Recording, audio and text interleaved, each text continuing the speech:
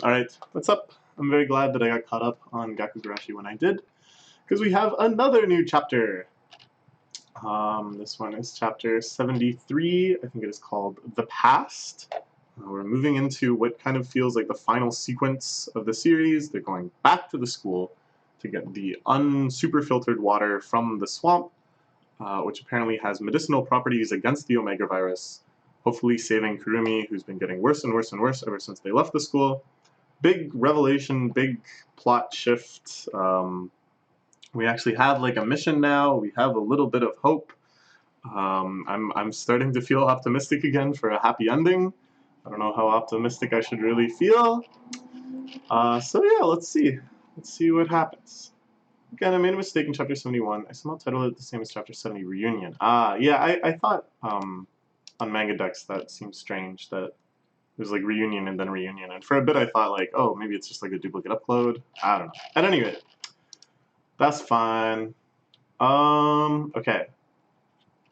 So we cut again to the Randall Corporation people.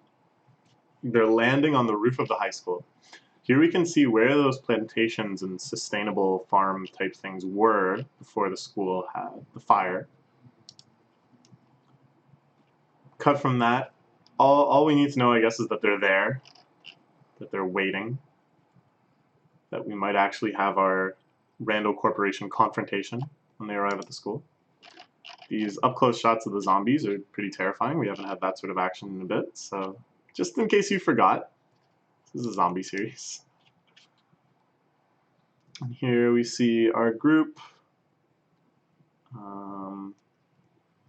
This bridge is the bridge that's in Sarazan Mai, isn't it? I think? I'm not sure. More than gathered here than I remember. It can't just be from the sound of the car. Ah, the helicopter. The object that came before is probably Randall as well. Predicted we'd go back. Yeah, see, Kurumi-chan is here. Waterflame left a comment where I was trying to remember what it was that they might have forgot. And they were like, hey, they forgot Kurumi-chan. I was like, oh my god, did I actually like miss? That Kurumi-chan just like wasn't there? And they were going for like this absolutely ridiculous like joke development so late into the series. I was like, no, I remember they're carrying the stretcher and stuff. So she's there, okay, alright. But I will admit, for just a second, I got freaked out. Because I'm always paranoid that I'm overlooking something obvious.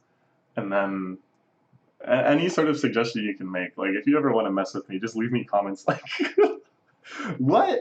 Didn't you forget that Yuki had already become a zombie once and completely cured herself by using a purification ritual involving her hairpin? And for an instant. It'll only last for an instant. In an instant, I will be like, what? Did I forget? I'm just, I don't know. Okay. So, maybe they predicted we'd go back. And it seems like that's what they've done. They've been deliberately targeting them for a while. And now they're posted up in school waiting for them to arrive.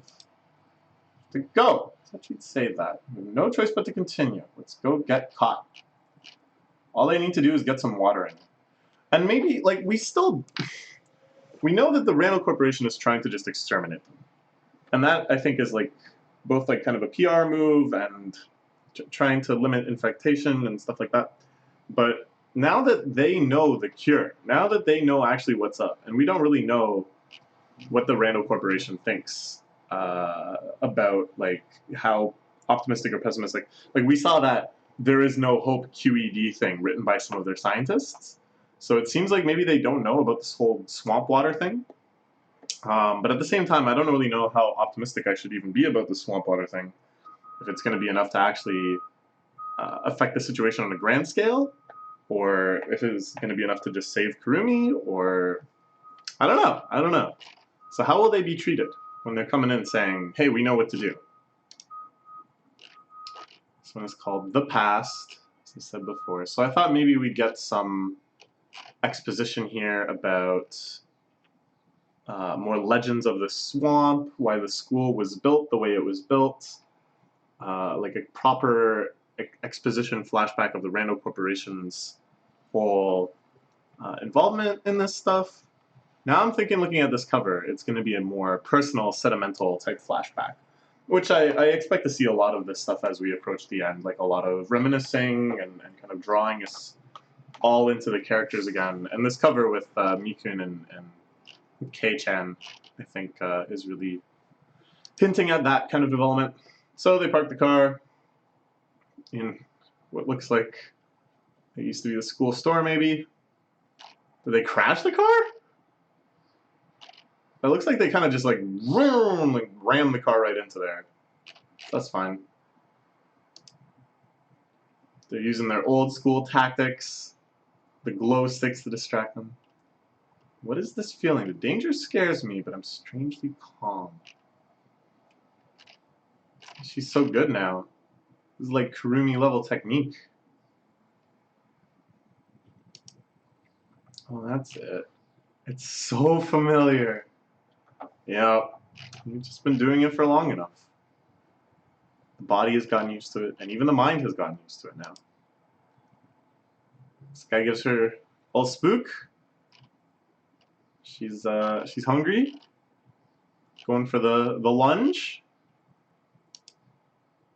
But we've got each other's back. Yuki coming in with the tackle. Her hat getting knocked off. The symbol of her childlike innocence. She gets involved with the killing too. And now it's like, so I feel like this swamp water can only really help people around Kurumi's level, right? Like, the people that are actually rotting, the people that are pure stumble around in moan mode, they certainly aren't going to get better from drinking anything. Their bodies are just too far gone. And probably their minds have totally rotted away too. So there's nothing really left to save. Because I always wondered, like, if we were going to go to the miracle cure level, like if there was actually something magical, basically, that they could send out like a beam and just de-zombify everybody. And for a while I thought this sort of thing was still on the table, before we kind of learned more about the scientific stuff of the series. I wondered, though, if they do that to have like a really happy ending, then won't the characters feel kind of bad that they killed so many zombies, that they smushed so many heads and what have you, that all of those people could have been saved too? And I was like, oh, that would be an interesting kind of point of grayness and regret in what would otherwise be like the ideal happy ending. Now it seems like it's not so much going in that direction, but I wonder now that they actually know that there could be like a cure or something, if this feels a little different. Yukien looking a little exhausted, but surviving. Here's the art prep room. It's been so long. But they're back in their original habitat, cozying up. Got dirty.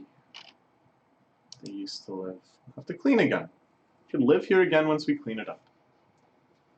Get the solar power panels working again. Yeah. Spare parts of the university. Get somebody to fix it. But the happy end is possibly kind of starting to fit together.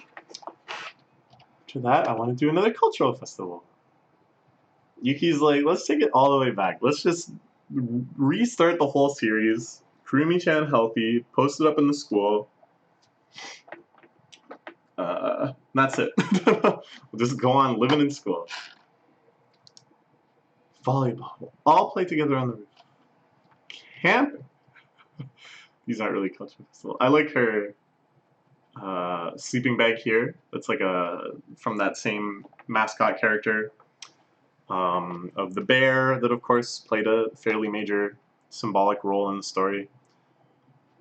And that Megune had a bunch of merchandise of that bear too.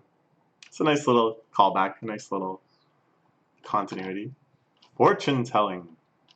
So Rex, that sounds fun. We'll all die. The last generation of humanity. Intelligent life will be stricken from the earth. Things like that. Pretty easy fortunes when you're living in a zombie apocalypse. But these are really cute panels. And I'm really glad they're indulging us and just seeing the characters have nice, cute fun the original promise of this series that has never once been wholly fulfilled to us. You can tell fortunes? I can try!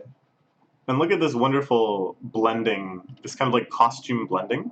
This is like a very typical like gag manga sort of thing, where you cut from one character's fantasy to back to quote unquote reality, but then there's still elements of the fantasy. They're still dressed up as the character they were pretending to be, or they still have whatever props or whatever.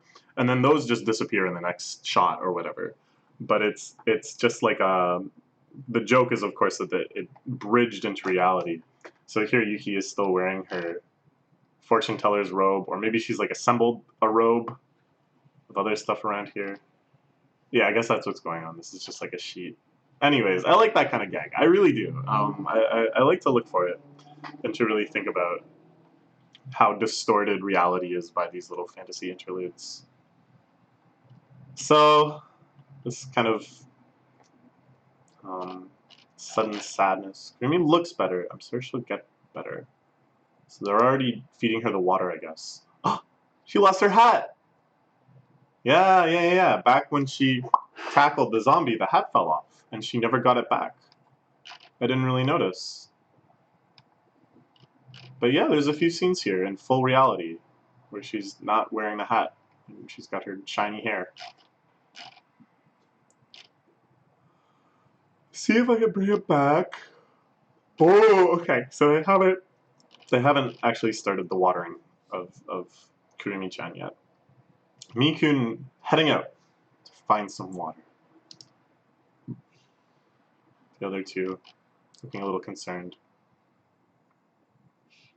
Oh, Yuki with a nice little DIY life hack. Make yourself a strap. Safer by myself. It's dangerous to come back. Yeah, that's smart. Just be looking around a bit. Nice. They all look pretty weary. There's that inner resolve. You know, it is, like, I talk a lot about how I really love these characters. They've done such a great job making the character designs, like, really moe and lovable, and you want to see them happy. Like, you want to see them survive through these situations and such. And normally I kind of see it as, like, despite all of this turmoil and despite all of this psychological torture, there's still such lovable people. That inner warmth that you want to share with them still comes through. But really, in a lot of situations, it's cool that because of this strife, because of all of this constant suffering, the resolution they have, like that inner determination, that's really cool too. That in itself has quite an endearing quality to it. What's left is to find someone. Yeah, she's like going in. The water from the school, Kurumi-chan will recover. Could even save the world. Understand a bit more. A little more.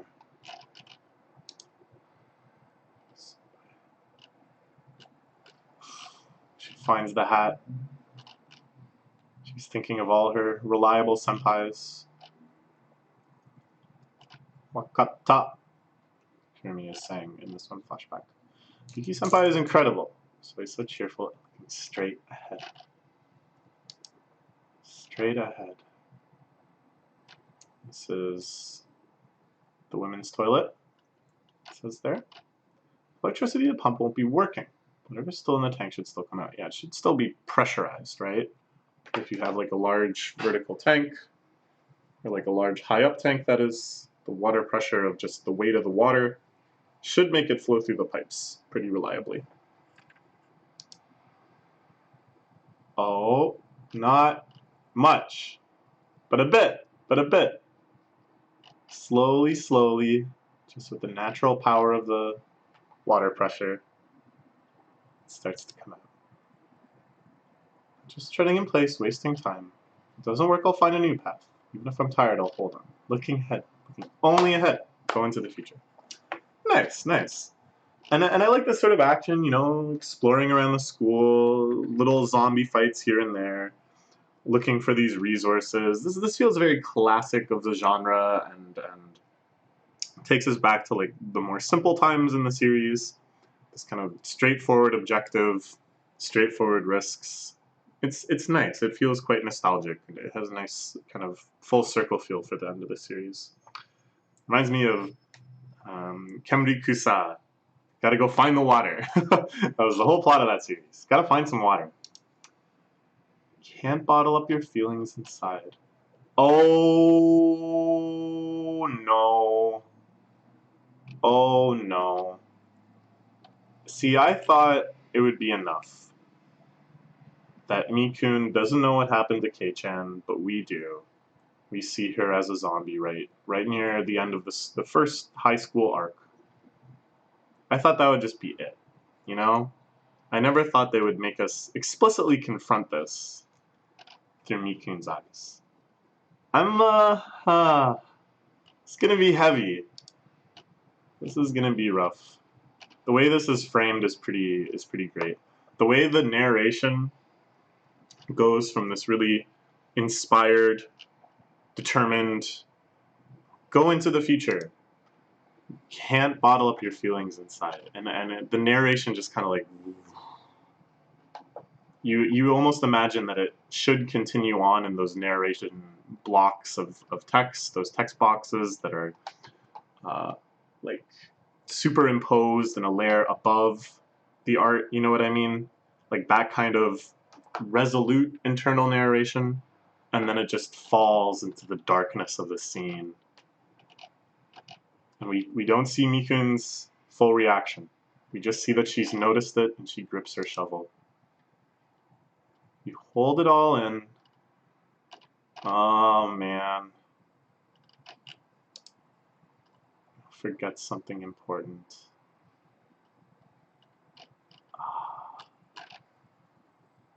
Does she recognize her? I believe so. Right at the end. Oh. And she drops the shovel. She can't bring herself to do it. She can't.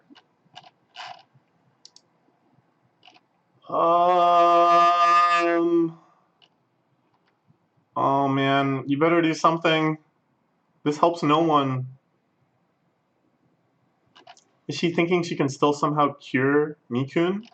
Or no, Kei-chan, I mean? Is she gonna just shove the bottle of water right in her mouth? No, I think she's just broken. I think seeing her just completely shattered her resolve. Okay. Well, you should have... Jeez.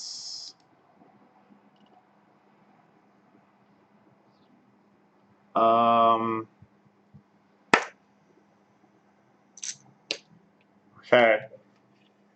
Okay. Okay, so what's happening here? What's happening here? She dead? Because it looks like she got it right in the neck. Right on perhaps a very major artery.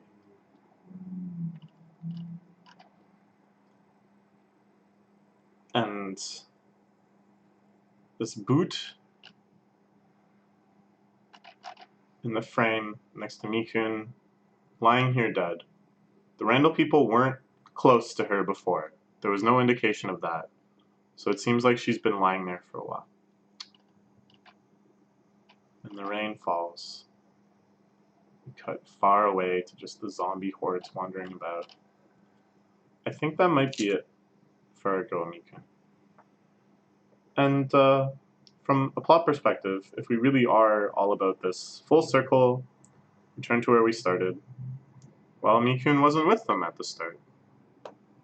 They didn't recruit her for maybe a whole volume, I want to say. So I'm, And the thing is, even if she is alive, I feel like the Randall Corporation here is just gonna finish her off. Yeah. Yeah, I think that's probably it. I'm gonna be surprised at least if she somehow survives. Yeah, that's... Jeez. Jeez. So what is the lesson here? That she has been bottling things up?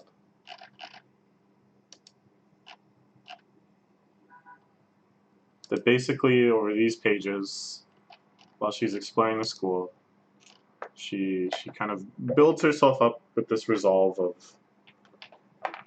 you know, I might even save the world, she says, which to me seems a little crazy, given that you're just collecting water dribbling out of taps. It's a whole other scale. But I guess they know kind of the solution. Anyways. If it doesn't work, I'll find a new path. Even if I'm tired, I'll hold on. Looking ahead, looking only ahead. I'll go into the future. So this, I guess, is sort of saying, I'm not thinking about the past. I'm not thinking about what we've lost. She's kind of inspired in this way by Yuki, who's going on about, oh, we'll have a cultural festival. Oh, things will be fun and great again. Like, we'll just kind of go back to those halcyon days of the early zombie apocalypse. And she's basically like, yeah, this is the only way to live right now, is just to have that hope, go straight ahead towards it. And then it's not like this is a continuation of that resolve, but when it switches to this other type of narration, you can't bottle up your feelings inside. If you hold it all in, you'll forget something important. So I think it really is that she had gone too long now without thinking about what they had lost. She hadn't really dealt with it psychologically. And so when she sees Kei-chan, when she recognizes her, she's just done. Like it all overflows all at once. She's paralyzed, she can't act. She can only just apologize. Apologizing, I think, more than just not going with her at the time, which she's always felt bad about. She's apologizing for forgetting her, I think, for being surprised in this moment.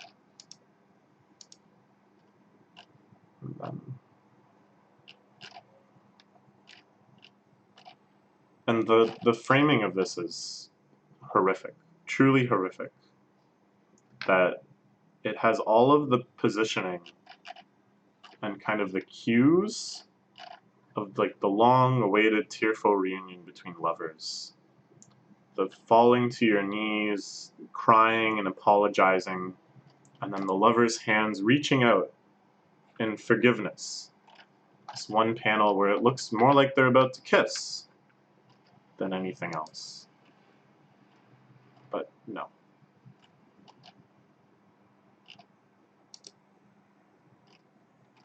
Okay. Yeah. I don't know. I didn't see that coming. I didn't think like she was throwing up death flags or anything. I thought the lesson of this chapter would be something else. I don't know. Yeah. Wow, okay. Alright. Alright. Well, we'll look forward to the next chapter. Look forward to. I don't know about that. But yeah, I've been talking like, oh, the happy ending. I want to believe in the happy ending, but I guess I knew from the start it wasn't going to be a straight up happy ending. There's too many things that have already gone wrong that can't go unwrong. I didn't know how far they'd go though. I didn't know if one of the main four girls would die. Maybe they'll all die. Maybe we're really going to get the super bleak ending. Jeez, I don't know. All right. Well.